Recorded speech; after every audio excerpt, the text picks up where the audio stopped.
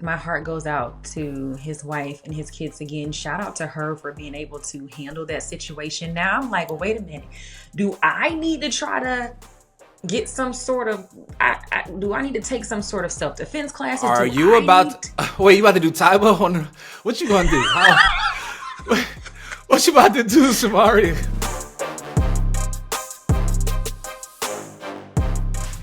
Former NFL star Richard Sherman says that three armed intruders broke into his Seattle home and robbed his wife and children at gunpoint. Sherman shared videos and photos of the men on social media with the caption saying, quote, "House being robbed at gunpoint with my family in it isn't what anyone wants for a birthday gift. Scary situation that my wife handled masterfully and kept my kids safe," end quote. Rodney, did you see Richard Sherman's post and what was your reaction to this? Yeah, I did see the post, man. Just incredibly sad. We talked at length on the show just about athletes kind of being sitting targets. Yeah. And I don't know what you're supposed to do as an athlete other than have round the clock private security, which is a huge cost. And so this just really puts me in a position to forever and always be in alignment with athletes when they're asking for as much money as they possibly can. These kinds of attacks do not happen to front office people and owners. These athletes, for whatever reason, are being victimized, and these criminals just feel like they are a much easier target. They have no apprehension about doing it, and but to do it to my wife and children would put a different level of fear in my body, and I couldn't live in that house again. You traumatize my children. This is not just a thing they deal with today. They go back in their house. This is something that their children, they hear a noise now. I got to deal with the emotional ramifications of you victimizing my family. I Yeah. empathize to the utmost. I feel incredibly sad and empathetic for Richard and his whole family. Yeah, it is very sad, very frightening. I saw someone on social media ask, like, should athletes in their contracts even be made so public? Because we don't know how much the front office people are making. We don't know how much the general manager makes. We don't know how much like the head of the scouting department makes, but we do know, well, the head coach, and we know the players and their contracts are blasted. So I was like, what did you think about that? Yeah, I think it wouldn't matter at this point. It may actually put some more people in harm's way because there may be a guy who is in the league, a fringe player, who people think just because by virtue of being in the league they have more than they actually have. But no, I only get $750 a year, bro. That doesn't include taxes and my agent fees. So I actually think that might not be as productive as some might think because there's a lot more guys in the NFL not making that much money than there are guys with max contracts. So yeah, I don't think that's a solve at all.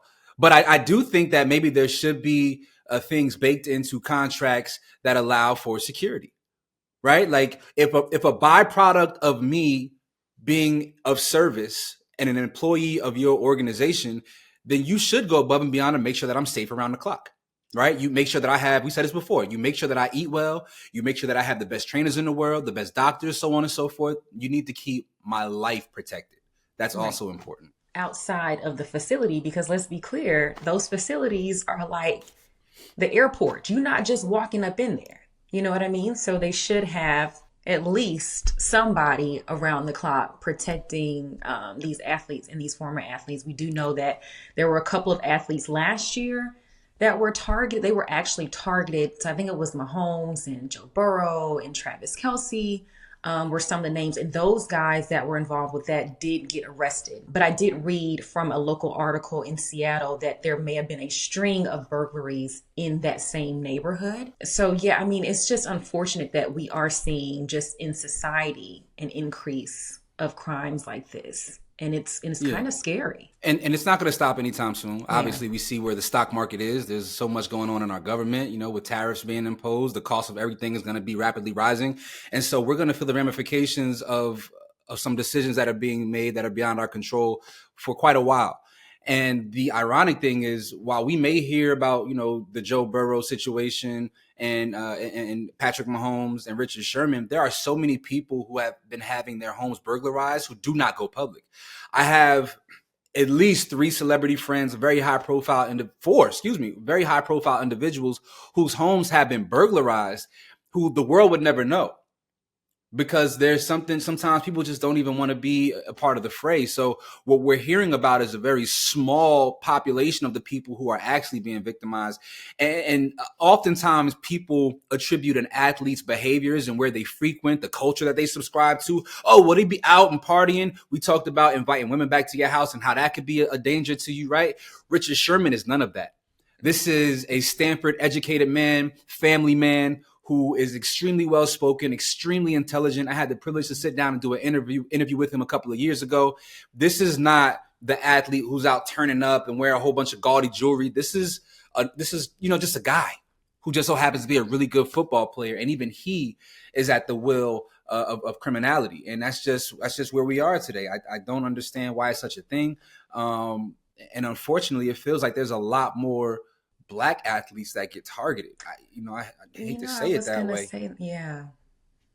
But there's something to be said about people feeling like they can just take and just do to certain people. And it is what it is. I don't want to make this racial, but there's some kind of component going on there. Right. And I mean, my heart goes out to his wife and his kids again. Shout out to her for being able to handle that situation. Now I'm like, well, wait a minute. Do I need to try to get some sort of, do I need to take some sort of self-defense classes? Are you about to do Taibo on, what you going to do? What you about to do, Samaria? I can do like some Taekwondo. They have like these self-defense classes where you can like grab their arm. You will be meeting Uncle Charles at the gates of heaven if you try to bust out some Taekwondo on a man with a gun. You got to relax, okay? You got to relax. Wait, so it was Uncle Charles and not Uncle George? Why they kill my dog and may not miss my Uncle Charles? Okay, so it does sound like Charles. But, I'm scared of weapons. I think it's just the initial recoil. So I don't even want to go to like the range. But now I feel like maybe I think that's incredibly risky. I don't know you need to get in the shootout. But what I will say, and this is especially in California, right? Home ownership has always been talked about as a means to generate wealth. But in LA and in California especially, man, like not even just the cost of living, it is the opportunity to be victimized in a standalone home that give a lot of people pause, especially a lot of women. They want to live in condos. They want to live in apartments with security around the clock, because, when you do have a home and you have cameras up, it doesn't stop anything, right? These criminals know they have a certain amount of time to get in and out of your home. And it makes the idea of home ownership just something that is like, is the risk actually worth the reward? Or do I need to have private security on location in a condominium or an apartment building? These are the things that we have to consider. And it's because we worked hard to acquire certain things. And that's just not fair. It's not right. It's not right at all. Well, you all let us know down in the comments, what did you make of Richard Sherman sharing this frightening incident at his home in Seattle with his family and his children? We want to hear your thoughts. Let us know.